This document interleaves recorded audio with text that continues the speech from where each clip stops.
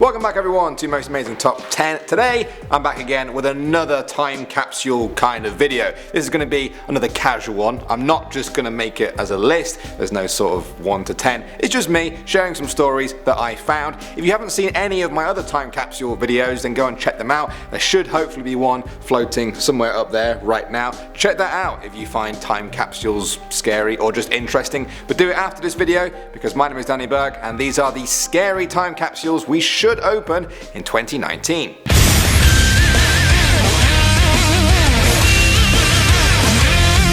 Alright, starting off now, let's talk about the Cyclotron time capsule. Pretty cool name, right? So, imagine this scenario. You find a 130-year-old time capsule with all kinds of unknown secrets inside it. You go to dig it up, but oh no, there's an 18-ton magnet right on top of it. How did that happen? Well, at the Massachusetts Institute of Technology, otherwise known as MIT, a time capsule was buried in 1889. In the decades that followed, everyone forgot the time capsule existed. It fell out of time and memory. 50 years later, the university built their Cyclotron particle accelerator right on top of the time capsule's burial spot. For those of you wondering what exactly a cyclotron is, I went to the MIT website and they say a cyclotron is a charged particle accelerator that uses a magnetic field to confine particles to a spiral flight path in a vacuum chamber.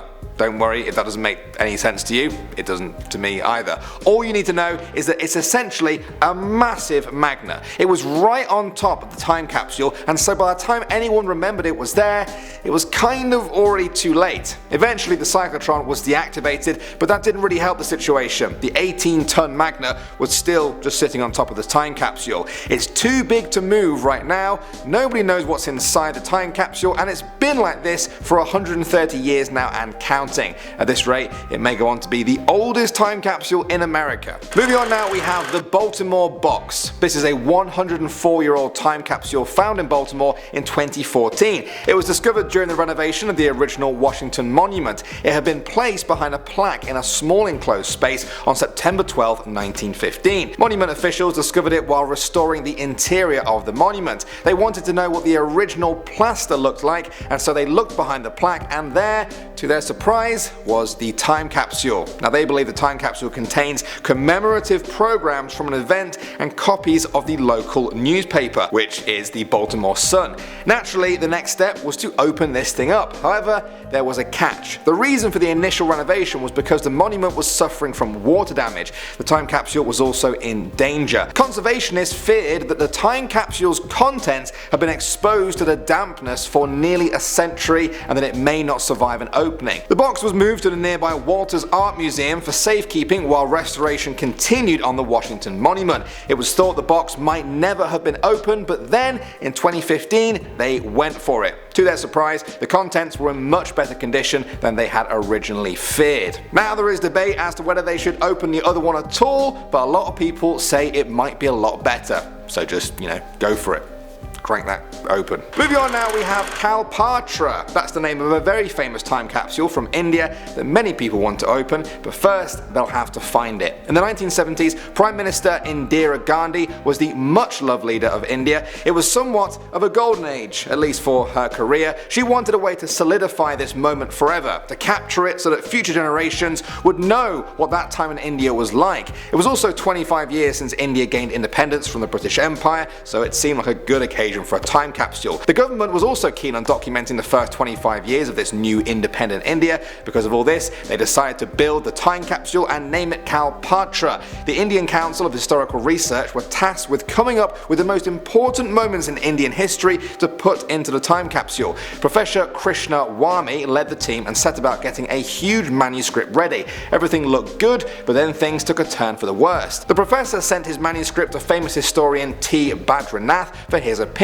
Badranath said that the manuscript had misrepresented historical facts about India. It was back to the drawing board. Meanwhile, things were kicking off for the Prime Minister. Critics said that she was trying to exalt herself in this time capsule. The arguments continued until the time capsule was finally buried in 1973. It was intended to be buried for 1,000 years. It didn't quite last that long. Just 4 years later, the Prime Minister and her government were overthrown. Within a few days, the time capsule was dug up. It cost more than 7 times the cost to dig it up than it did to bury it. Some journalists claim to have witnessed what was inside the time capsule, but soon after it disappeared altogether. To this day, nobody knows where the time capsule is or what exactly is inside it. Some people think it has to be something pretty dark for the government to dig it up and hide it away so quickly. In the years since then, many people have pressed the Indian government about what happened to this Patra time capsule and what exactly is inside it. Next up, we have the Corona capsules. In the 1950s and 1960s, time capsules were buried at the Corona High School in California. They were supposed to be opened in the future to give an insight into the life of a school kid at that time. Somehow though, everyone just forgot where the time capsules were buried. Oops.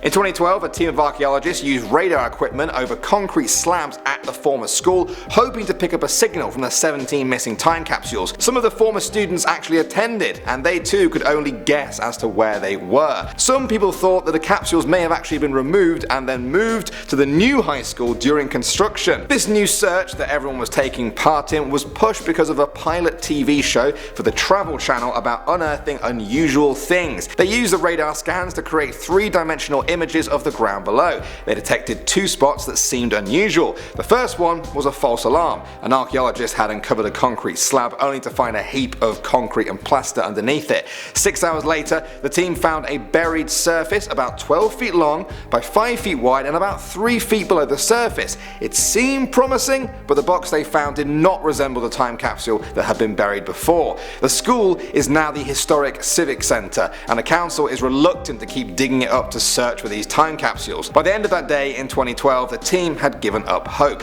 The time capsules had to be down there somewhere, but it may take another 50 years until anybody is able to find them. Moving on now, we have the MASH capsule. For those of you who have never heard of MASH, it was an American war comedy drama show on TV from 1972 to 1983. It was a hugely popular show for over a decade and has been consistently ranked in the top 50 greatest TV shows of all time. The final episode was filmed in January 1983. Afterwards, the cast of the TV show buried a time capsule in a secret ceremony there. It contained props and costumes from the show over the years. Now, like I said, the burying of the capsule took place in a secret ceremony. As such, nobody knows where this was buried. All that's known is that it was buried somewhere underneath the 20th Century Fox parking lot in Hollywood. In the years since then, this parking lot has shrunk in size as buildings were built over it. This has led some people to believe that the capsule is now directly under the Marriott Hotel. For many years, this was just the accepted story. The MASH capsule was somewhere under a car park or a building next to it. That's not much use when it comes to figuring out where this priceless capsule is. However, years later, Alan Alda, one of the actors on the show, wrote a book in which he claimed that the MASH time capsule had been found. He said it was discovered by a construction worker shortly after the show ended. When the worker tried to return the capsule to Alda and the rest of the crew, Alda told him to keep it. So that means the capsule is either underneath a parking lot, underneath a building, or it's in the hands of a construction worker who may or may not have opened or buried it.